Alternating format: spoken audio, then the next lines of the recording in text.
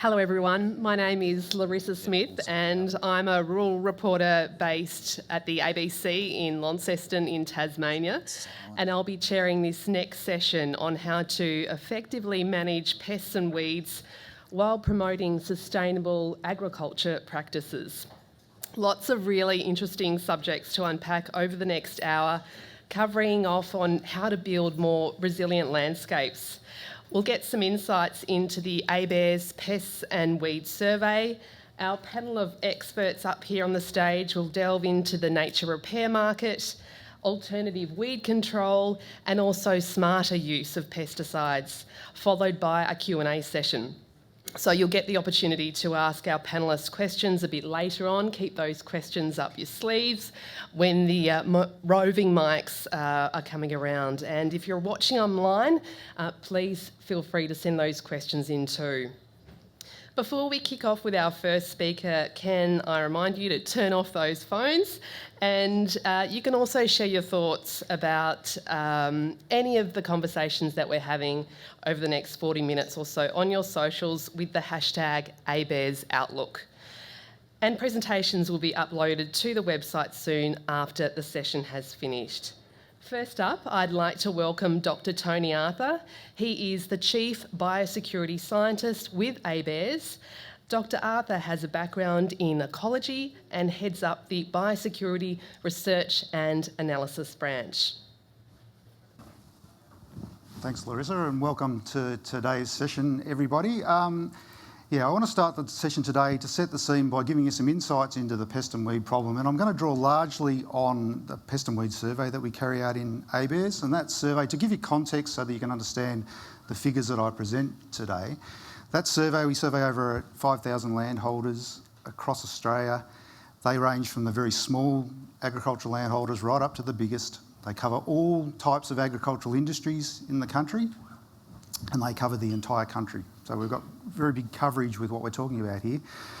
And I want to give you three things that it largely draw from that survey. The pest and weed challenge is large. It's not an insignificant issue for landholders. It's a very big issue for landholders. But within that, there are significant opportunities for landholders and for biodiversity. Pests and weeds impact both agriculture and biodiversity, so there are significant opportunities there where the incentives for control align. And then I want to talk about some of the challenges where we're dealing with pests and weeds across broad agricultural landscapes, use of pesticides, herbicides, potential negative impacts of these things, present challenges to how we manage the system, but also present a lot of opportunities, and there's lots of ways we're dealing with those challenges. Well, how big is the problem? So a recent study from ABARES estimated that vertebrate pests and weeds cost agriculture about $5.3 billion per year. So that's cost producers about $5.3 billion per year. That doesn't include the costs of insect pests, so the figure would be even higher if we brought in the cost of insect pests. Of that figure, about 82% comes from weeds. So weeds are a very significant issue for agricultural producers in Australia. And the figure is made up of 70% management expenditure. So agricultural land managers are using lots of time, putting in lots of resources to deal with this issue. Despite that, there are still residual impacts of these pests and weeds. So impacts on yields, that makes up the remainder of the figure. So that gives you an idea of the cost, and I want to give you a bit of an idea of the extent of the problem as well. So 89% of agricultural land managers across the country consider that a feral pest, a vertebrate feral pest of one form or another, is a problem for them. You think about that, we're talking about Australia here, we're talking about a vast country, 89% consider a vertebrate feral pest as a problem for them. And I'm showing you three of the big ones here. For around about half landholders, we're talking foxes and rabbits are a problem for them. For feral pigs, about a quarter. So these are three of the big introduced feral pests having impacts on agricultural systems. For weeds, 85% of agricultural land managers are managing weeds on their properties. And that covers off on broadacre weeds, so weeds in crop and pasture, broadacre weeds like ryegrass, wild radish. It also covers off on weeds of national significance, so a large number of people also consider weeds of national significance a problem for them and they're dealing with them. I've got a couple of examples there, blackberry and African boxthorn. And these weeds of national significance typically have not just agricultural impacts, but environmental impacts. Now, as I mentioned at the start, some of these pests impact both agriculture and biodiversity. And 82% of threatened species in Australia at the moment are believed to suffer negative effects from introduced pests. And not only are threatened species affected, but things like rabbits and pigs have significant environmental impacts. So if we think about habitat restoration, things like rabbits are a significant issue for trying to restore habitats. I'll show you pigs here. This will give you a bit more of an idea of the scale of the issue with feral pigs. Some recent work that ABARES has done with CSIRO and drawing together a whole range of data sets from across the country to look at a relative abundance of feral pigs across the country. The map on the left shows that relative abundance. The areas in darker green, hopefully they look better than up there. The areas in darker green are the areas of high abundance. And in these regions, pigs have potential for both environmental and agricultural impacts. The figure on the right shows the results from the Pest and Weed Management Survey, where landholders are asked about feral pigs, and this shows you where they consider feral pigs are a major problem for them. And so some of these regions in Australia, over 50% of landholders consider feral pigs are a major problem for them. So lots of scope for managing these issues to have both environmental and agricultural benefit. And it's not just feral animals. A weed of national significance, serrated tussock, is a weed that has both environmental and agricultural impacts. And while not as widespread as what you see with feral pigs, in certain regions in the country, they are considered a problem by landholders. So there's lots of scope for managing these pests and weeds for both environmental and agricultural benefit. How well are we doing? We don't have a lot of insight from the Pest and Weed Survey, but one thing we know about managing pests and weeds is that often broader scale management, landscape scale management, is something that you want to do to achieve effective management of pests and weeds. And so we ask landholders about participation in management groups and in activities over landscape scale. Across the country, about 10% of agricultural landholders are involved in pest and weed management groups. So not a great figure across the entire country, but when you zoom in on particular areas, that figure becomes much higher. So there are areas where there's much more involvement in groups. More encouragingly, more participate in coordinated activities. So we see about 28% of agricultural land managers dealing in coordinated activities to manage pests and weeds, and we're talking about vertebrate pests and weeds largely in this story. Now, we saw in the previous, for those in the social licence meeting earlier, there's potential for herbicides and pesticides to have impact on biodiversity, but they are a fundamental part of what we need to do in managing pests and weeds in agricultural systems. Now, 90% of agricultural landholders are using herbicides to manage weeds in their system. And when you ask them about the effectiveness of that management, 90% of those using it consider that herbicides are being a very effective management for them. For pesticides across Australia, so we're dealing with all sorts of agricultural industries here, about 50% of land managers are using pesticides across the country. 90% of those using them consider it a very effective management process. So we've got these things that we're using to manage pests and weeds in the environment, a fundamental part of the agricultural production system. How are we addressing the challenges of using these things? We have regulatory systems in place, obviously, that help us use these chemicals in responsible ways.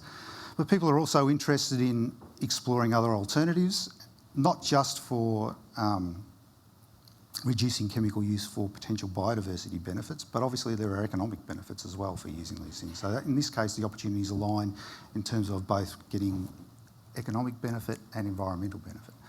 Biocontrol, only about 10% of agricultural land managers are using biocontrol at the moment, but when you ask people about their interest in biocontrol, about 76% are interested in the use of biocontrol and would be interested in using it if it became available in the future. There's also a lot of work going into different ways to use herbicides and pesticides. Optically targeted spraying is a way where we use herbicides to reduce both the amount of herbicide that we need to use, clear economic benefits there, less use of herbicide in the environment. So that sets the scene, and the speakers today will talk about some of these issues. I'll talk about some of the ways we're dealing with some of these challenges. Just to summarise, the pest and weed problem is large. This is a significant issue for agricultural production. It has to be dealt with to produce in these systems. There are many opportunities where pest management objectives clearly align, and there are challenges being overcome where managing pests and weeds may impact biodiversity. Thank you. What are the barriers to implementing more biocontrols or getting farmers to adopt more? We don't actually address that directly in the survey, so I'm not really familiar with the barriers to adoption of biocontrol. And perhaps these guys might have some ideas about that. For me, I'm not sure whether it's about the biocontrol's there and people aren't using it, or the biocontrol just isn't there at the moment. The impression I get, probably from the way the survey's asked, is that we don't have those biocontrol tools available at the moment to do it, but people would be very interested in using them if they were. And clearly, again, potential for, one of the advantages of biocontrol is potentially an economic advantage, where you put this thing out there, it's doing the job for you. You don't have to worry about spraying chemicals to deal with the issue that you're talking about. So, but that is a guess from me, because I don't know directly. These guys may well have some better insights into that. Well, that might be a good way to introduce the rest of our panel. We've got Ken Young. Ken is a Senior Manager for Biosecurity and Regulation with the Grains Research and Development Corporation, or GRDC. Ken has worked as a weeds agronomist across Eastern Australia and has also spent time with the National Chemical Regulator, the APVMA. Next to Ken, we have Justin Crosby. Justin is the Director of Government and Strategic Relations with CropLife Australia. He's based here in Canberra and has spent 20 years in public policy and agricultural advocacy across several organisations, including the GRDC and New South Wales Farmers. And we also have Ryan Wilson. Ryan leads the Nature Repair Market branch within the Department of Climate Change, Energy, the Environment and Water. Ryan has also worked in farm stewardship, developing food, agriculture and plant health policy. Perhaps I might start with you, Justin. We've been talking about some of those biocontrols, but I guess with who you represent, do Australian farmers, do they have access to these environmental products that would support both productive and environmental outcomes? Yeah, thanks, Laurissa. When we look through Australian agriculture, what we know is that, firstly, we have very successful programs that farmers are using in terms of managing pests and weeds. And so, for example, there was a really great study really great initiative that GRDC ran in 2014, the Water Use Efficiency program, and what we saw there was that farmers got great return out of using herbicides particularly. And I think that the return was about $6.50 for every dollar spent. But if we're going to think about global markets, and the products that our members create are quite research intensive. So our members spend over $300 million US in developing chemistry from active discovery through to deployment into the field. And then they have to spend a little extra to get into Australia as well, but we're also a very small market globally. So when you look at the FAO numbers in terms of active concentration used, Australia uses less than 1.5% of active chemistry across the globe, and less than 2% value of the global market. And so what that means is that we're a high-cost country to deal with, but we're also low returns, and that creates some policy impediments that we need to work with in Australia. So that means that we've got this onus upon the Australian policy system and also our regulator to make sure that Australia is an attractive place to do business. So what we need to see, and to that point, we have seen growers miss out on products. We've had in this current climate where we have invasive pests like fall armyworm, we've had lags in availability of product that actually, for example, created great problems in southeastern Queensland last year. We know that, for example, in the environmental space, water hyacinth, which is quite a an invasive pest. A single plant over 12 months will actually foul up 600 square metres of waterway. And we had a product that was available elsewhere in the world, but it got delayed by 12 months in Australia. The fact that it can actually expand in a single plant, create 600 metre squared problem in 12 months means that we need processes that makes Australia a place that global innovators want to bring product to straight away. And we're not there yet, and we continue to work with the government and with the regulator to try and make sure that without lowering our standards, we have high safety standards for a reason, but without lowering those standards, how do we use science to speed up that process and continue to make Australia a place where they want to invest so that our Australian farmers and our Australian environmental land managers get that benefit? Justin, you've got some slides to share as well. What is causing that lag? So lag is, as I said, because of the cost of producing these products, there's a need for return, a commercial return. Australia needs to wash its face as a jurisdiction to get access to technology. But because we're a small marketplace, that means that we need to be smart about our policy. We need to make sure that our policy settings, mean that we can use science quickly to get product to marketplace, that we can actually demonstrate in the Australian environment how to use the products so that farmers can use them in a way that is safe to humans, but also to the point Tony's making, that they can be used without off-target harm to our environments. So the big issue we've got here is about how do we lower the cost of meeting a high regulatory burden without changing that burden. And we think, again, scientific opportunities around the use of AI and decision technology within the regulator will help them actually speed that process up, but again, without taking away those high safety standards that are imperative for the Australian community, but also for our trade partners. Ken Young, I might introduce you now to the conversation. What role does organic and regenerative agriculture play in a resilient landscape? Regen ag, you could say, has been quite the buzzword in the media for the last couple of years, and farmers are adopting it more and more, but there is still a little bit of reticence there to adopt it broad scale. Thanks, Laurissa. I think it really comes down to how people are defining resilient regenerative agriculture. Australian grain growers have widely adopted minimum till, no tillage practices, which is maintaining stubble, capturing water over summer and rainfall areas. So they are already in a process of rebuilding their soils, getting away from tillage on our older soils. An example of productivity from that is that last year in South Australia and also in Victoria, we had low rainfall, and 10 years ago, looking at a similar decile and similar rainfall profiles, we didn't get any crops from some of those soils. This year, we still managed to get 1 tonne.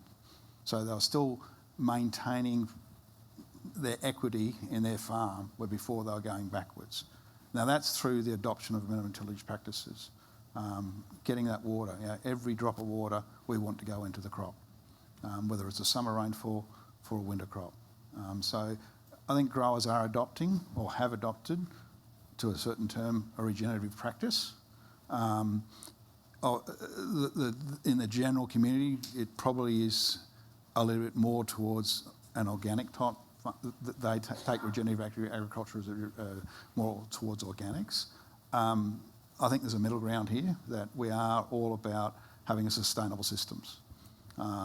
And Australian growers, not just grain growers, are really looking forward to that, and do want to pass on their land, whether it's to their offspring or to the next buyer, in a better place than they are now.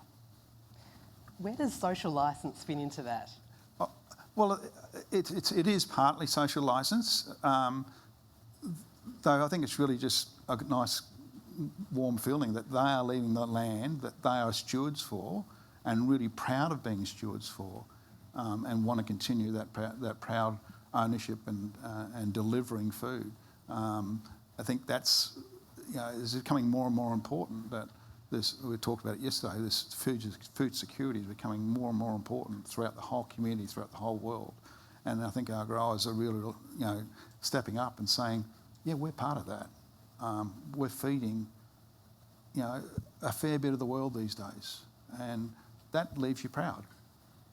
If it's useful, so when I was at GRDC, I was involved in the Community Trust and Rural Industries project, which Courtney Bailey spoke about in the last session. And you know, they did an in-depth study that GRDC funded, just looking at grains issues. And the results of that demonstrate that the community are interested about how we use technologies. They're not actually opposed to our use of chemistry. They're not actually opposed to our use of genetic modification and gene editing.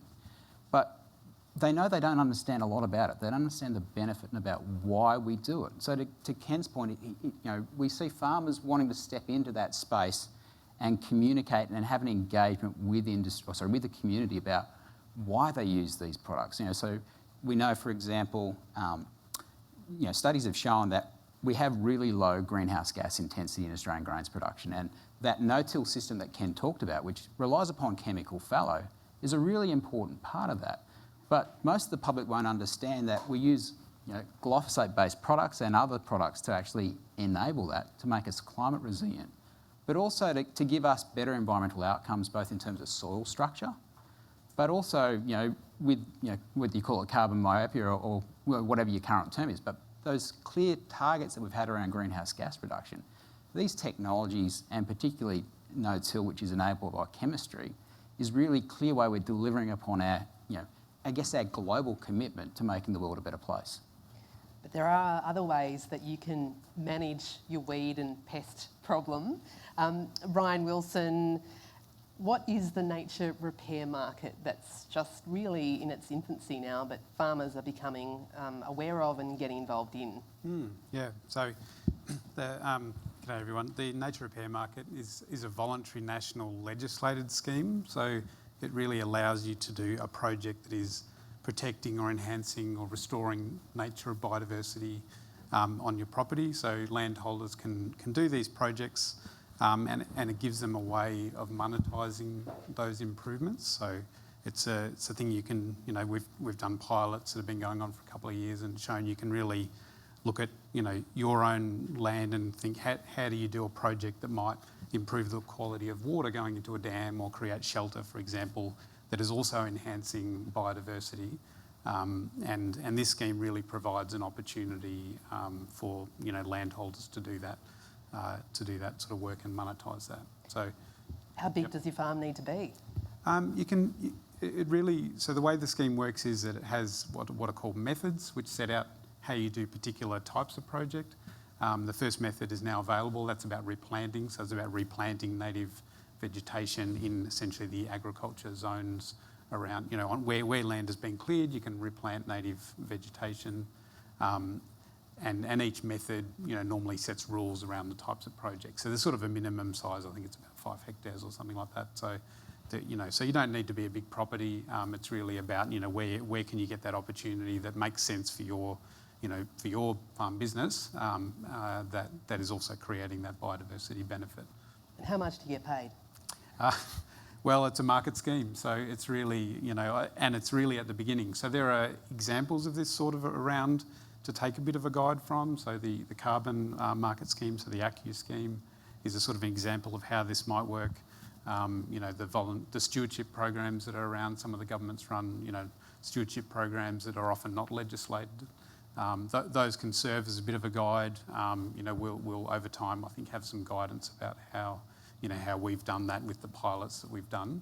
So it is sort of, you know, a new frontier really. This is the first time a government has legislated a voluntary scheme for improving biodiversity in this way. So there is a little bit of learning by doing, but there are examples out there that people can draw on to get a sense of, you know, how much does it cost to do a project. We have costing tools, and so Planner, planr.gov.au is a sort of a portal that landholders can use to cost out a bit of a project, and then it really becomes a commercial decision about how much of that you're willing to pay yourself versus, or is it a fully profitable sort of exercise. So what's the end goal here? Do you have a target for how much land you want to cover in terms of removing that weed burden or the pest burden? Is it less of a reliance on government subsidies to control weeds? Is it putting the onus back on the farmers or rewarding farmers for their stewardship that they were probably already doing anyway? Yeah, it's really about, I guess it's about the carrot in a way. You know, this is a voluntary scheme. This is about how do we provide opportunities to monetise that work. We know that, you know, big investors, you know, global investors are looking at how do they make their investment portfolios nature positive. So there is that sort of push from the investment side, and that is flowing through to, you know, more localised investment decisions. So it's a sort of a big trend that is emerging. Exactly how that will play out is a bit unclear, but there are reporting frameworks, for example. People might have heard of there's guidance from the Task Force on Nature-Related Financial Disclosures, which is talking about, you know, how investors and other corporates can think about, you know, understanding and disclosing their nature sort of based sort of, you know, exposure and looking, you know, leaning then towards a nature positive sort of way of operating, you know, their portfolios. So that sort of creates opportunities for landholders, and, you know, will sort of have to play out a little bit, but there's opportunities then for landholders to get involved in, you know, in that sort of thing. And it provides other opportunities in addition to things like stewardship programs that are out there now. Justin, Crosby, your members work all over the globe. Are they looking at alternative chemicals that have, you know, biocontrol properties, more environmentally friendly? Yeah, look, I mean, right across the portfolio of our members, you know, they have a range of discovery programs, including looking at biopesticides and biocontrols, you know, across a mix. But when we're to think through it, you know, it's about getting the efficacy that Tony really talked about. So at the moment, we have great efficacy in chemistry. We haven't been able to achieve, you know, as far as I'm aware at this point in time, quite that level of efficacy, but it's not for, you know, want of investment, and I'm sure we're going to see that come through. But we do know that, you know, that chemistry works. And for example, it's quite topical at the moment. The EU released their Vision for Agriculture statement about a fortnight ago. And if you'd actually read into the text of that Vision for Agriculture statement, they talk about biopesticides, but they make this really pertinent insight, which is if we move away from the chemistry that we have in the system, and, you know, EU is probably leading the world in terms of removing chemistry from the system, they know that they're going to have a productivity problem. They know that they're not going to be able to feed themselves. And the USDA has done some modelling on what that impact would be, both in terms of the economics of that, but also, you know, the biodiversity impacts of that. And so, for example, if we were to take the Green Deal goals, which are roughly just replicated within the Vision for Agriculture, you know, EU needs to, you know, its food production goes down 12%. It needs to become a net importer of food. That 12% sort of productivity loss equates to about 1% of global food production. That then equates to about 9% increase on food commodity prices globally, which will then relate to actually deforestation of some of our most unique environmental habitats in the world to make up for that loss of food in the system. And so when we're to think about those impacts, we actually go, we've got a system that where we use scientific risk assessment. We know we can use these products safely. You know, we have a process in Australia where we have, you know, quite thorough regulatory assessment of that. And then we work with this, you know, and we all know that Australian farmers are the best in the world, and they actually take up innovation and best practice. And so by them actually implementing best practice, we know that we can manage those impacts in a way that gives us that benefit, and without creating those flow-on effects where the rest of the world actually goes in and actually has to. Because sovereign nations, you know, when it comes to it, what's a sovereign nation look after? It needs to look after the food and the safety of its people. And so if there are withdrawals from that global food system, we will see deforestation elsewhere, and it will be those virgin natural habitats that we need to protect. Ken Young, there is an issue though around chemical resistance in grain crops. What is the GRDC doing to address that, find new management methods to control and suppress weeds? I mean, chemical resistance isn't just in grains, it's across all crops, all environmental, including environmental management areas. While herbicide resistance is probably the one that most people originally think of, especially in the grains area, it does, you know, in both with fungicides and insecticide resistance as well. So we work closely with members of CropLife in that space because they want stewardship of their products to last. They don't want huge resistance because that means their chemistry isn't working. So we tackle it in several ways. There's a large education program. So we've got a program we've been running for a long time about Weed Smart. It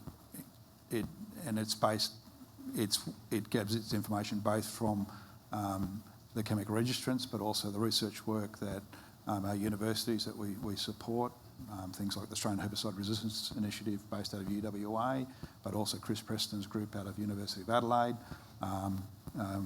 and also out of UQ. So understand what drives the ecology of resistance, what's the base level of resistance in our paddocks. So we have a survey done across the grains belt of seeing what resistance we've got currently as a random survey. We do the same with fungicides and to a certain extent the same with insecticides. And then we've got a suite of investments of looking at how do we, what are their alternatives? And probably the one that's had most traction and had a great effect in herbicide resistance is harvest weed seed control. So we go back to the weed CRC days when we had some good economic biological modelers and looked at the weed profile and read the weed ecology. If you want to stop weeds proliferating, one of the best places to target is a seed. The easiest place to do that is seed return. So when we harvest our crops, while we're good at separating the wheat from the ryegrass and radish, etc., that radish and ryegrass is going out the back of the header and is being spread around your paddock. And those seeds are more likely to be resistant than non-resistant. So if we can stop that seed return, is what was identified, and then through research, but also innovative growers come up ways of saying, well, if we collect the chaff fraction and then we burn it, or we go and feed it to stock. Eventually, another one was to pulverise that chaff fraction. So we now have a range of harvest weed seed controls. The Harrington seed destructor is incorporated into headers these days. It's not used in every paddock, but we have got a weed seed burden. People are using that. And for things like in Western Australia, there's some growers in the north, if they hadn't implemented harvest weed seed control, they would have gone out of cropping because the resistance weeds were not manageable. They would have had to go back into grazing. But through harvest weed seed control, as well as proper stewardship of chemistry and rotation of chemistry and things like that, has been able to bring those lands back into productivity. Sorry, Justin. No, I was just going to say, like in terms of what Ken's talking about there, in terms of resistance management, it also comes to that point around, is Australia a place where new and innovative technologies are going to come in? So, we look at the Weed Smart program, which is saying the best way to deal with herbicide resistance is actually to have a range of controls. That includes crop competition, that includes harvest weed seed control, includes having a variety of chemistry that's available. And in 2017, Grain Producers Australia did some work with Crop Protection Australia, and they came up with a view that the delay in getting 3 fungicides into Australia cost the grains industry between $200 and $500 million because of the impact that would have on managing fungicide resistance. So having an innovation system where we have investment coming into the country, research about how it will deal with problems of need, and then chemistry or technologies deployed is really important to making sure Australian farmers can keep on top of that resistance. Something that you mentioned there about crop control, in a regen ag space, you've got mixed cover crop species as a one way of suppressing the weeds. Where is that style of farming being adopted? Is it happening here in Australia and overseas? Cover crops are being used, are being looked at for weed management extensively in the Americas and also Europe. They've been used here in the past, especially in the northern, our northern area, so northern New South Wales, southern Queensland, the Darling Downs, those high, deep profile soils, where they've got moisture. The biggest problem with Australia is moisture. If you grow a cover crop, it is using moisture. So while it can suppress a weed, it's also going to suppress the following crop if you use that soil moisture. We want every drop of water hitting our soil actually going to the crop. So unless there's some other value of that cover crop, it's less likely to be adopted by a grower because it eventually has to hit that bank account. I think the other thing that goes with that, Ken, is like the studies that we've done around both weed control and also the use of cover crops is used about how those plants mine the soil for nutrients, particularly nitrogen. And so, the other impact that goes with that is we lose the soil moisture that establishes the crop and for that crop to build on, but it also loses there also has this requirement for the farmer to then replace that nitrogen, which has some impacts both in terms of the farm budget. But if we were to look at a life cycle account for the Australian grains industry, fertiliser is a large component of it.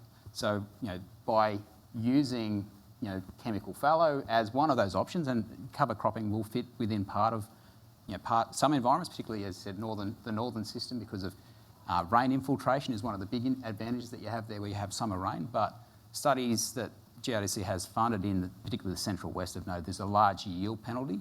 And there's also a financial impact. We actually have to place more fertiliser upon it to get the same sort of yields you'd have otherwise. But if we look at innovation, as I said, wild harvest weed seed was one of the innovations and it's been reasonably well adopted. From a general growing practices, precision agriculture based on GPS, being able to go to a 2 centimetre steerage,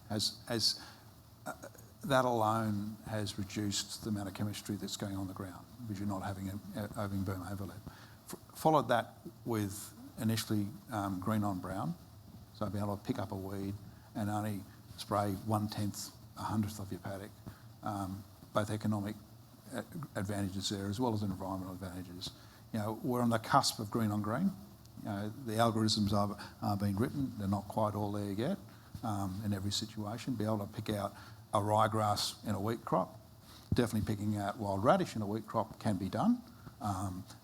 We've got some work going on looking at, in Western Australia, we grow lupins, but we also have a weed, which is a lupin, and be able to pick lupin out of lupin. Right, these is what's coming. And while at the moment the obvious thing is to use your current boom spray and have a nice algorithm, whether it's done through a drone or a satellite or actually on the machine to pick out the differential, it also opens up other innovative ideas. Can we use a laser?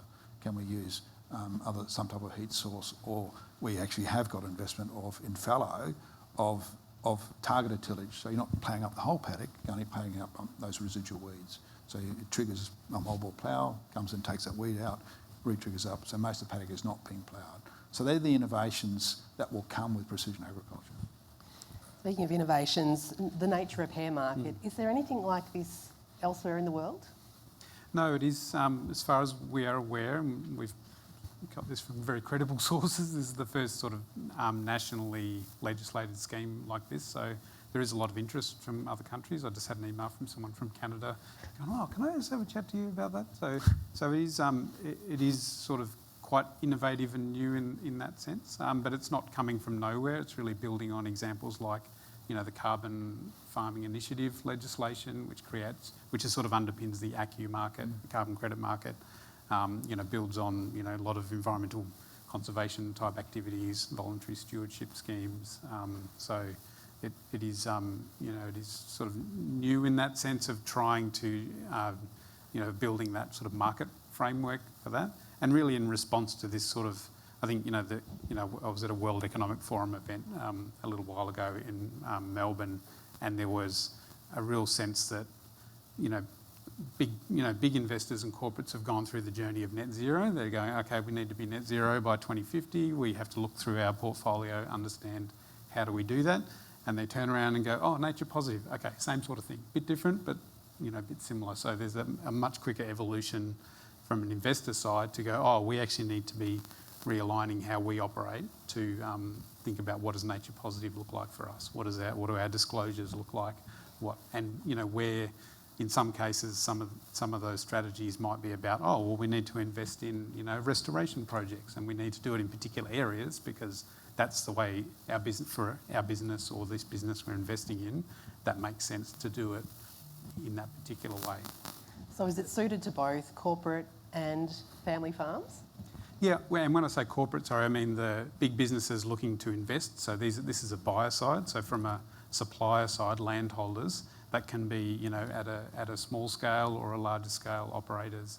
You know, so that's really, it's not limiting, you know, who can actually use it. So I'm really talking about the source of the investment. You know, there is that growing sense of, you know, investors and big businesses looking to be nature positive in some manner. And so how do they do that? Well, they need, you know, relationships with landholders or intermediaries. You know, there are organisations working with groups of landholders that could be providing, you know, biodiversity projects that make sense at an individual farm level, you know, even in a relatively small operation, that are also then making sense for that buyer who is looking to sort of tout their wares and say, we're doing good stuff for nature. And we know that by having that biodiversity on the farm increases the range of pest suppression organisms as well. And the closer it is to an original native type system, the actual pest suppression, so our parasites, our predators, thrive in those areas better than a weedy biodiverse. Because weeds can still be biodiverse, but because our native predators and parasites are more used to our natural ecosystems, they thrive better in those systems. So they actually can have beneficial benefits to the growers. Great, thank you. If you look to the UK and the EU, their strategies have been to get more farmers to put in flower meadows and increase beneficial insects and pollinators. Can you ever see a scenario where something like that would be adopted here, in between crops? There is potential for that. I think we have to be a bit more innovative about that because of the size of our land. And that, again, through the technology, we'll be able to pick up hotspots, whether again by drones or satellites, and whether we can augment the native predators through artificial rearing, whether it's in small communities or whether it's actually on your farm. In the northern parts of the cropping belt, you know, maybe the erosion banks can be utilised, which are currently, you know, generally full of weeds or left vacant. Maybe those can be used for those systems. Or, as I said, you artificially rear them off the farm, find the hotspots, and you drop the beneficial insects and pollinators where they need to be. We've got some questions coming through from the audience.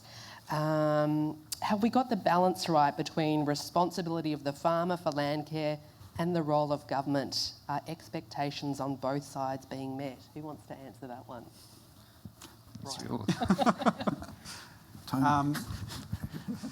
That's a good question. I mean, obviously I'm really focused on, you know, nature repair market is providing that opportunity because landholders, you know, I think someone touched on this before, there is an inherent sense of stewardship over the land for many landholders. And so I think, you know, but it also needs to make commercial sense, you know, for a farm operation. So, and I think there are potential, and that's really why we're looking at, you know, we've got this nature repair market to help provide those opportunities.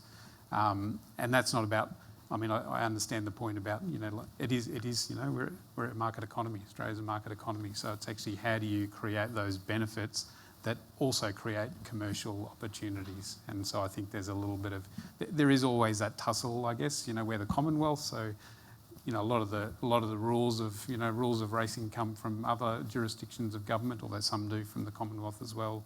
And that is a natural tussle to, I guess, keep understanding where that barrier is. But in terms of the work that I'm doing, that's really about how do we create a market incentive that turns that into an opportunity, you know, it's the carrot rather than the stick.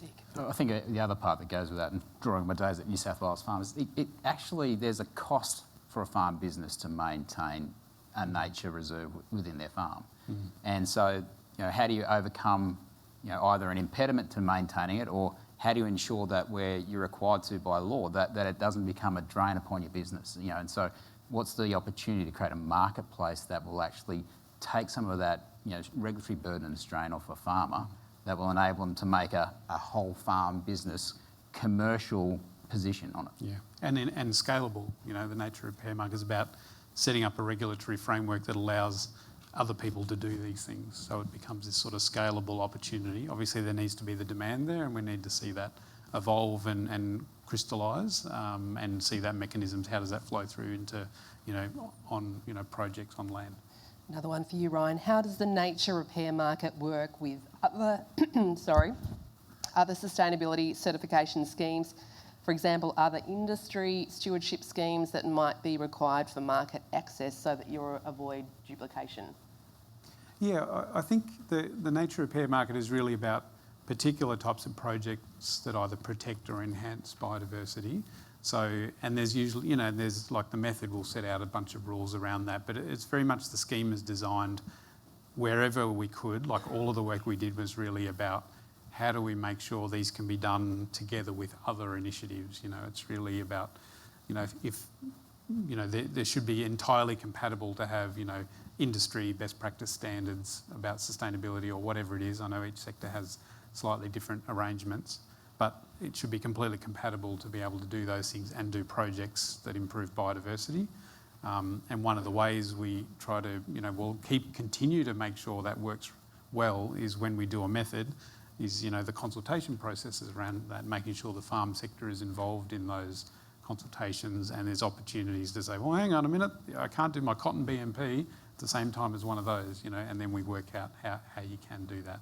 But fundamentally at the heart of the scheme, the Nature Repair Act, which passed the Parliament in December 2023, was really fundamentally designed to create flexibility for that sort of doing multiple things in the same area to generate multiple benefits. And I think yesterday's session on data covered some of this. Just an aside that when you set up these schemes, whether it's a certification you seek to get canola into EU or you're looking at the nature repair, when the grower is collecting that information, make sure he only has to collect it once. Right? And that data can be used for a range of sources. How do we engage with the public about the complex landscape challenges farmers face, the need for herbicides, but how is this done in a safe manner that minimises off-target impacts? We know that the story around glyphosate, the ongoing conversation around diquat and paraquat, which is under the current APVMA review, there's a lot of misinformation out there as well. So how do you get the right information out there without getting the public offside thinking that their food is being poisoned? Again, the session just before this was about social licence. One of the take-home messages from that was you've got to respond, but don't be reactive. And while education will be part of it, you're not going to be able to persuade everybody with education. As long as you can ensure you've gained that trust by the general public, and we've got a very good, strong regulator, that's where we have to rely on. It won't be the farming community per se changing that attitude, but having a strong regulator making correct decisions to reassure the general public their food is safe. I think though, you say it won't be the farmer, but we know, for example, from that work that Voconic's done for the RDCs, that farmers are trusted. And in fact, you look at a number of, kind of those community trust sentiment kind of surveys that are done, the Edelman's one, we see farmers are trusted, and the kind of outcomes of the rural, like Community Trust and Rural Industries project, is that farming as a community and as organisations need to have a vulnerable engagement. So to Ken's point, he's right. It's not just about telling them so that buggers know. It's actually about how do you talk about what you're doing and why you're doing it, and actually have that open and being willing to answer tough questions and talk about the wins that industry has had. If we think about chemical training, well before there was any obligation under law to do chemical training, the agriculture industry started up ChemCert. and actually started delivering training to ensure that farmers had the capacity and the ability upon their farm to use these products in a way that prevented off-target damage. So, we've got a lot of good stories to tell. It's about how do we do it in a way that's, as Courtney and others on that panel talked about, being vulnerable as opposed to asserting you're right, but also noting that there is a good body of evidence behind us, so we're not just standing out there like the king with the emperor without his clothes on. We've had a lot of discussion around trade in the last 2 days. How influential is that trade talk with, say, the EU or the UK and their policies? Should we care about that here in Australia? Maybe Ken? Well, yes, we do, for two reasons. One is to maintain access to those markets, but secondly, what happens, particularly in the EU, as a large consumer of inputs, will affect what products are available in the long term. Already in the past, the chemical registrants probably did look at a global position for products. They are starting to look at, well, can we have a product just for everywhere else except Europe? But it is changing how they select what compounds go through their pipeline. The tighter that is, the less product there is available for the rest of the world. I think there's been lots of community commentary around the breakdown of the rules-based trade order.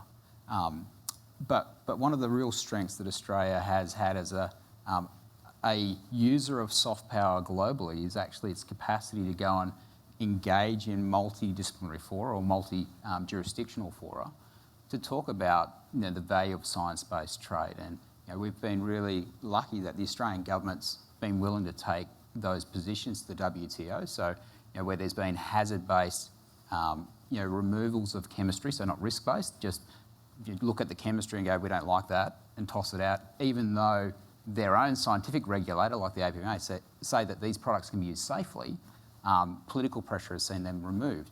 The Australian government has gone to the WTO and sort of said, actually, you are not in the best position to regulate over the Australian environment. We have regulators that are experts in our environment. We have gone through a scientific risk-based process, and we know that not only are these things safe to use, they're essential not only for our farming systems, but also for our environment. I might like to open up some questions from the floor. We've got some coming through online, but if you do have one that you'd like to ask the panel, there is a mic coming around. Please let us know where you're from and who you are before you ask a question of the panellists. I have a question regarding biocontrol. My name is Alan Spesser. I work for the Australian Plague Locust Commission. It was established in 1975 to control plague locust outbreaks. The last 2 decades, we've seen a swing away from the use of chemical pesticides, where it's been forced upon beef producers who work organic farming practices in the Channel Country to be able to use non-chemical ways of controlling locusts. And I draw your attention to the organic beef producers in the rangelands west of New South Wales, going up through Western Queensland as well. They're exporting to important markets like Japan, South Korea and Europe. So it's important that they don't want to have any chemical pesticides. So over 2 decades ago, APLC developed with Cyro this fungus-based product called Metarhizium, which is then been commercially produced by BSAF as known as Green Guard.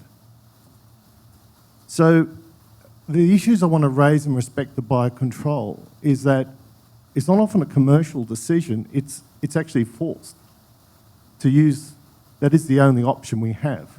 And that's a good example of those beef producers who are running organic farms. So there are several challenges to this, and one is knowing where those organic farms are, because there seems to be different levels of certification in Australia regarding organic farming. Secondly is working out the timing and efficacy of when to attack locust situations with the biocontrol. So in general, this requires a lot more analytics and data than is normally the case if you're applying a chemical pesticide. So it's all very well to talk about biological control being a great thing, but it requires a greater understanding of the ecology of the pest species you're targeting. And the other thing is with respect to procurement of the chemicals, because BASF don't think we're a very big market. So they're starting to reduce production. So we're looking at a situation where we're trying to control locusts over several 100,000 kilometres, or hectares rather, but we only have enough metarhizium for 10,000 hectares. So it's those sort of decisions that need to be made. And also we need to still go through APVMA every time we make changes to the way we control, even though it's not a chemical pesticide. So I'm just throwing those issues out there with respect to biological control. Great in principle, but easier said than done. I mean, it probably lies a lot in Ken's space, but you know, what you've described is classic market failure. You know, and so what's the role of government in actually making the investment where there's that classic market failure? You know, Ken, you know, and I know this from, you know, Ken and myself have known each other for a long time, has been a real champion around ecology type investment to help us understand the pests and then how do we deploy it. But you know, what you're kind of presenting is here's a real business case for particularly the Commonwealth government to invest in deep science and then in making a product that's available to meet those needs. You know, you come to your initial premise of organics. We do, you know, it's a common myth that organic farms don't use pesticides. They actually use a lot of them. You know, things like copper sulphate that have, you know, particular risks around bioaccumulation, but again, they can be used safely because they've gone through that regulatory process. So, but coming to the real point here about biocontrol in a small marketplace, it's actually how do you deal with market failure, which is around, you know, what's the role of government in that space? I agree with you. I think there's something even more fundamental is knowing where those properties are. That's because they're just, in my way of thinking, there seems to be different ways of defining what an organic producer is. And there are different certification schemes in Australia. So, you know, we don't want to do the wrong thing if potentially that is the case. And so we need to be very careful. And there's also conservation zones and horticultural producers as well caught up in this as well. So maybe we should be going to ABARES and asking them for the latest and greatest GIS layers on where the properties lie. Oh, I don't know, but it's a tough one. Sorry, Ken. No, I think you've raised a lot of issues about trying to use those type of biologies for sporadic pest turning up, both in supply, you know, as you talked about. So suddenly the locust plague is on. How do you get enough metarhizium available? But it's also the efficacy and the data packages required to get registration, which just because it's a biological doesn't mean, obviously there's a toxin there because it's killing a pest. So we still need the full regulatory package. And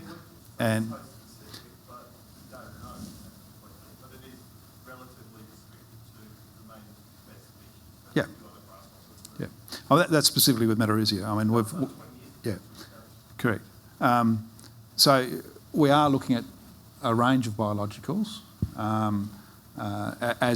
as are the life science companies, and you know where they have a good fit and provide a reasonable level of efficacy, can be packaged and transported and have some resilience on the shelf. These are all things that have to be organised to actually make a market. So in some ways, biologicals can be more difficult to get to market than traditional chemistry. And I think the other thing you raised there is like, you know, maintaining that efficacy once you've established it means that you need a complementary range of products out there. Correct. You know, so, this kind of let's stop using everything else and we'll only focus on biocontrols means that the selection pressure that we see in traditional chemistry will actually only accelerate into biocontrols, then leaving us with not much. So again, it's about how do we use science to identify how we manage pests, how we rotate through those managements so we have longevity of that outcome, both for productive and also for environmental reasons. And we go back to plague locust. So the Plague Locust Commission is also, it's about surveillance and early detection of those swarms as well. And they've done a lot of work using satellites, etc., trying to pick up those early swarms. And we're doing the same in our crops. I know the horticulture are doing the same in tree crops and vegetable crops of basically what's termed as prescription farming, that you get down to a point that you can apply this prescription on this sector of your land, not your farm, of that paddock. You're not treating the whole lot, and that bit of prescription will be different to the other part of the paddock, because here we've got this weed, this disease, this insect. Over there we've got a different weed, maybe the same pest and maybe a different disease. And we're getting to the technology and the algorithms to be able to do that prescription farming. Yeah. And it's wrong to think that pest management is an either-or sort of situation. No. People are managing their pests, and we picked this up in the survey. Landholders are very aware that there is a suite of pest management methods that they need to use, and they are using those methods. So it's not like you ask landholders what methods they're using and they only say one. They talk about the suite of methods that they use and various effectiveness of the different things, but landholders are very switched on to how they need to deal with pest problems, because this is a major problem for them, and they need to try and do it as efficiently and as effectively as they can. So they're very engaged in this whole notion of how do you best get pests controlled on your property? What suite of things do you bring together to achieve the outcomes that you need? The other thing if we just on the biologicals or biocontrol, the biological suite, one is partly pest control, other is crop stimulation. That we're in the era of that at the moment. There's a lot of exploration going on there. There's probably some stuff which probably shouldn't be in the market. There's other stuff which is good, but the range of efficacy of those products is very varied, and the consistency of efficacy is very varied. So it's an uncertain space at this point in time of how that should be regulated, or should it be regulated, and how it should be marketed.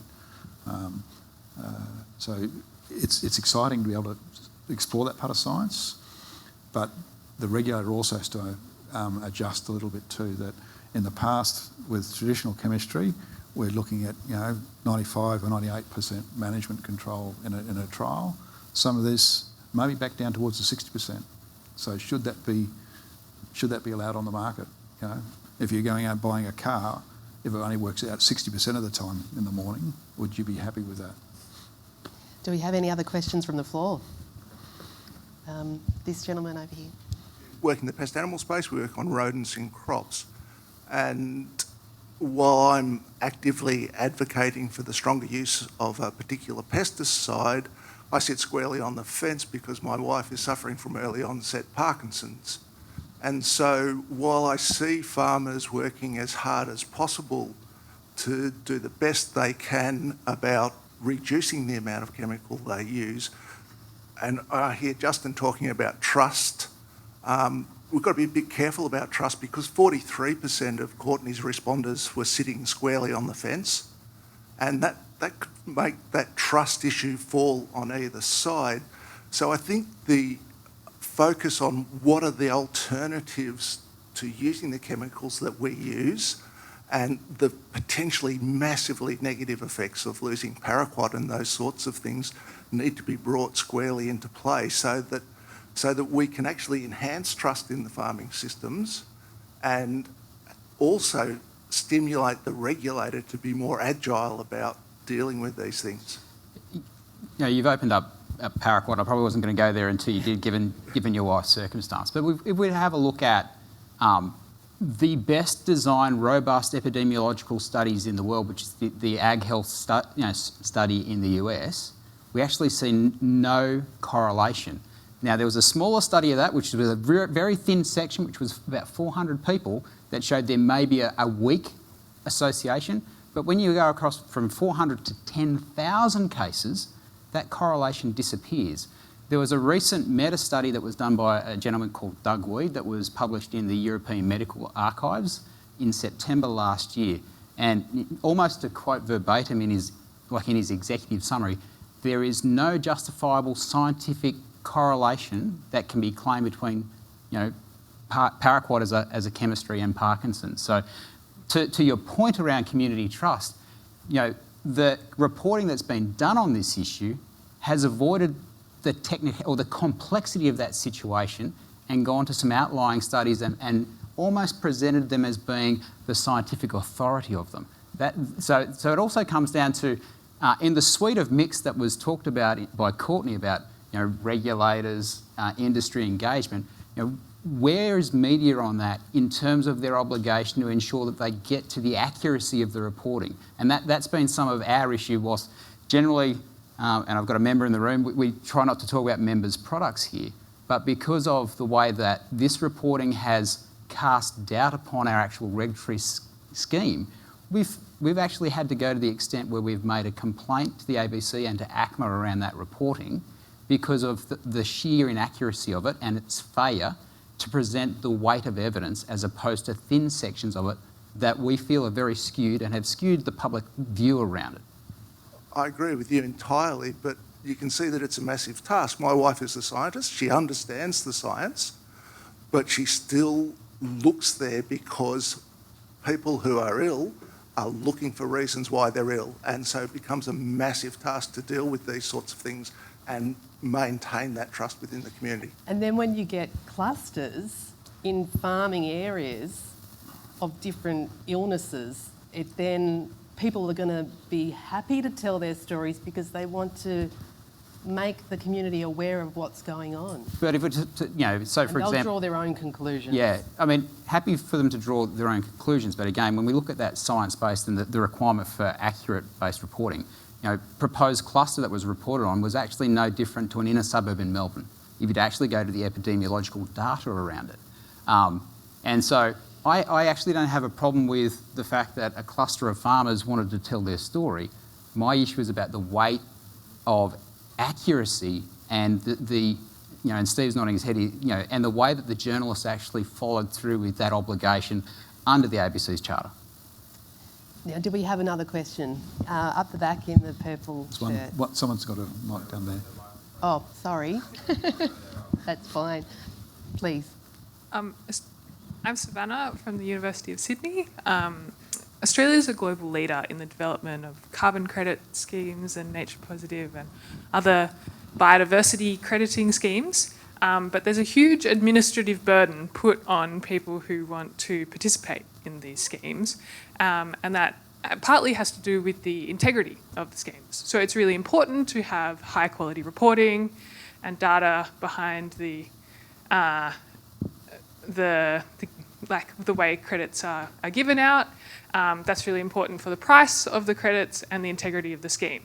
However, it makes a lot of the crediting programs impossible to access or not economically feasible to access for a lot of people who are interested. What is the government doing in order to reduce that administrative burden on people who are interested in participating? And what sort of methods are they promoting in order to ease that and smooth the path for people who are interested in participating? Thanks. Yeah, no, it's a good question. These things are complex, and as you said, there's this sort of challenge about getting the integrity right so that someone who's a buyer who doesn't, they need to know there's this scheme, regulatory sort of framework that supports that integrity, while on the other side of it, that does create a bit of complexity associated with that. So I think that will always be an ongoing area of focus. Whoever the government is, there will always be, continuing work to go, how do we make this work easier? How can we make it work so that more people can do it? Because it's really a scalability thing. We're trying to create this opportunity for a lot of people. So I think that will always be, a priority. think in terms of specific things, like at the moment, you know, there's sort of tools available, like I mentioned, Planner, planar.gov.au, in case anyone wants to look at it, which is really a sort of a user portal, and this is the government one, but you know, there'll probably be private ones that pop up as well, like user portals that are familiar. Anyone who's used sort of publicly facing geospatial software, you know, like Google Maps, you know, you can plot your projects and click buttons and plug in numbers and things like that. So there's sort of tools available like that. There's a lot of communications material around. The Clean Energy Regulator is the regulator of the scheme, so they've got, you know, explainers and things like that. So I think with biodiversity in particular, this the nature of who the landholders are and who might want to participate. You know, there's probably a different segment. You know, there's probably it's not just the big end of town. You know, I'm not saying that's what carbon is about, but you know, there might be quite a large diversity of people interested. So that's sort of I think that will have to be a continuing journey. You know, we do have bits and pieces of work around that. We've got money working with the NRM Australia organisation about how do we find ways to make this easy to use. But I think it'll be a continuing journey. I think that's important, right? Like, you know, when we look at the NFF's 100 billion, roadmap, you know, they want to see 5% of farm gate revenue come out of these schemes. So kind of making sure we get that match so that it actually fits for the farm, but also provides the integrity to the marketplace is going to be really important. Correct, yeah.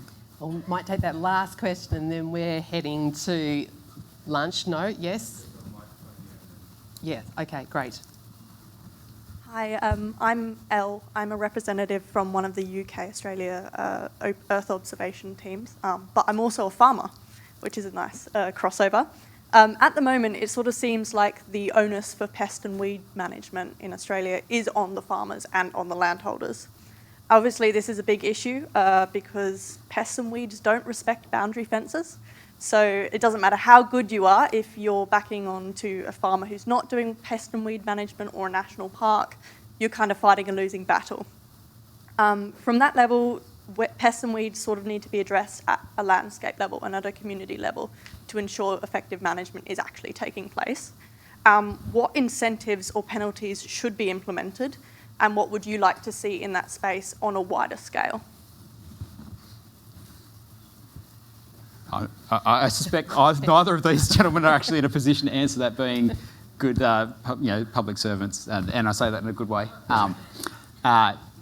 Look, it is an issue, and I think to the kind of scheme that Ryan's talking about here, having an incentive that enables someone to manage nature areas on their farm, I think is a real step forward to actually giving them the financial capacity to do so. The next piece then comes into how we have a tenure-blind biosecurity approach. And we've seen states evolve their biosecurity approaches in this space over a number of years to adopting a very general duty of care, which places an obligation upon farmers to manage those biosecurity impacts, particularly where it's a specified pest, weed or disease. But I know from my time again at New South Wales Farmers, concerns about backing onto particularly Crown land is a big issue. That comes to how do we, as industry, continue to demonstrate that the obligation is upon the government where it owns that land to actually maintain in a way that they actually then place a legal obligation upon other landholders. I very much, my consolation is with you around it, but again, engaging with your industry bodies towards that is the only way we're going to solve that problem and to make sure that there's an adequate resource allocation for those sorts of controls. I think there has been schemes, and probably more on the pest animals, and Tony's figures about people participating in activities, so about wild dogs, foxes, pigs, so community projects to manage those wild animals, feral animals, have been quite good, and there's been incentives given to those communities to do those community-based activities. From a croppings perspective,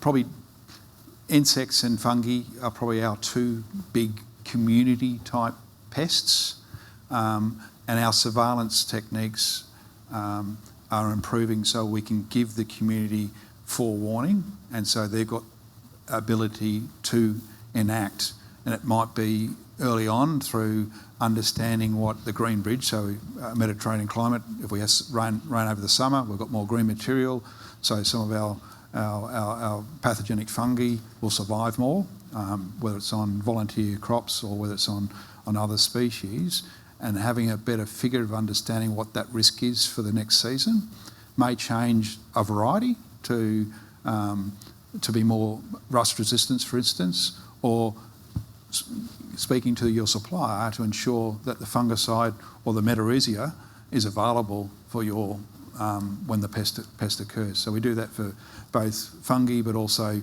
aphids, which is also a vector for viruses. So that's how we do a community type work. We look at the whole range of area. There has been thoughts about, how do we change a whole community? So we're talking about disease, and we say, well, I'll pick on the Esperance region in Western Australia, where everybody just goes, we all want to grow this variety of wheat. We know that variety of wheat is a sucker for that plant disease. How do we break up that matrix of farming communities to have again diversity in that population?